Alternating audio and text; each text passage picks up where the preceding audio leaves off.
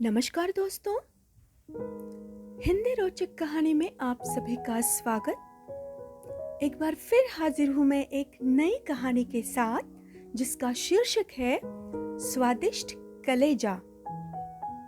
दोस्तों, एक नदी के किनारे एक बड़ा सा जामुन का पेड़ था।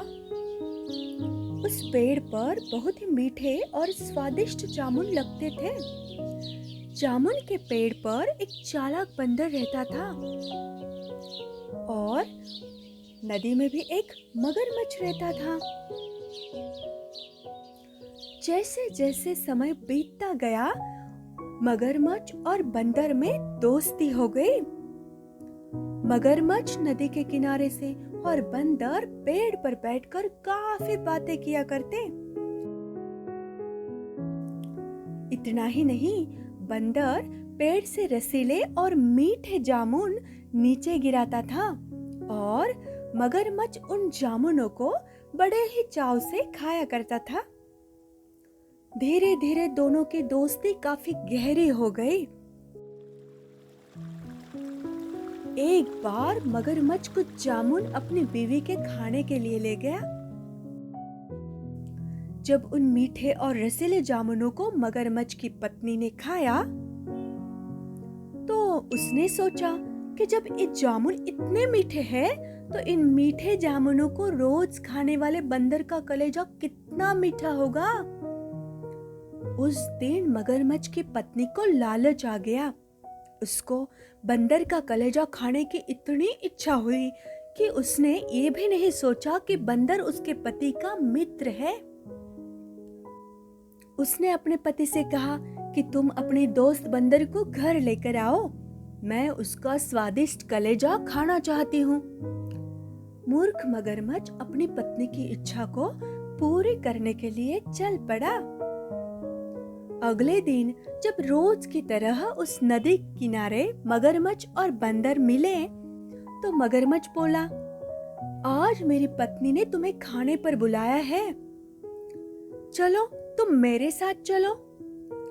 बंदर ने उत्तर दिया, मैं तुम्हारे घर कैसे जा सकता हूँ, मुझे तो तैरना भी नहीं आता। तभी साथी मगरमच्छ ने बंदर से कहा, तुम चिंता मत करो, मैं तुम्हें अपनी पीठ पर बैठाकर ले चलूंगा। बंदर झट से मगरमच्छ की पीठ पर बैठ गया। वह मगरमच्छ और उसकी पत्नी की चाल से बिल्कुल अनभिज्ञ था। अब मगरमच्छ नदी में उतर गया और तैरने लगा। हर बात से अनजान बंदर पहली बार नदी में सैर कर रहा था तो उसे बहुत मजा आ रहा था। सैर करते हुए दोनों दोस्तों ने आपस में बातचीत करना शुरू किया। बात करते करते वो दोनों नदी के बीच में पहुंच चुके थे कि उसकी पत्नी बंदर का कलेजा खाना चाहती है, इसलिए उसे बुलाया है। अपने दोस्त मगरमच्छ के मुंह से ऐसी बात सुनकर बंदर को गहरा झटका लगा और उसे दुख भी हुआ। परंतु बंदर बहुत चालाक होते हैं और बुद्धिमान भी। उसने बड़ी बुद्धिमानी से खुद को संभाला और कहा कि दोस्त, ऐसी बात थी तो तूने मुझे पहले क्यों नहीं बताया? मेरा कलेजा तो पेड़ पर ही रखा रह गया। अगर तुम्हें या तुम्हारी पत्नी को मेरा कलेजा खाना है तो तुम्हें मुझे वापस पेड़ पर ले जाना होगा। मैं पेड़ पर रखा अपना कलेजा लेकर फिर तुम्हारे पेट पर वापस सवार हो जाऊंगा। फिर हम दोनों एक साथ वापस तुम्हारे घर चलेंगे। तब तुम भाभी जी को मेरा कलेजा दे देना, वो उसे खा लेगी। मगरमच्छ तो था ही बेवकूफ। उसने बंदर की बात आसानी से मान ली और पलटकर वापस नदी के किनारे पर स्थित पेड़ की ओर चल दिया।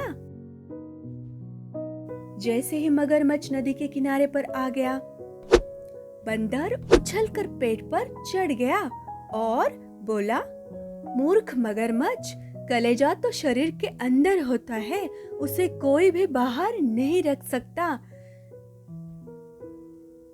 जैसे तूने दोस्ती के नाम पर मुझे बेवकूफ बनाया, वैसे ही मैंने आज तुझे बेवकूफ बना दिया।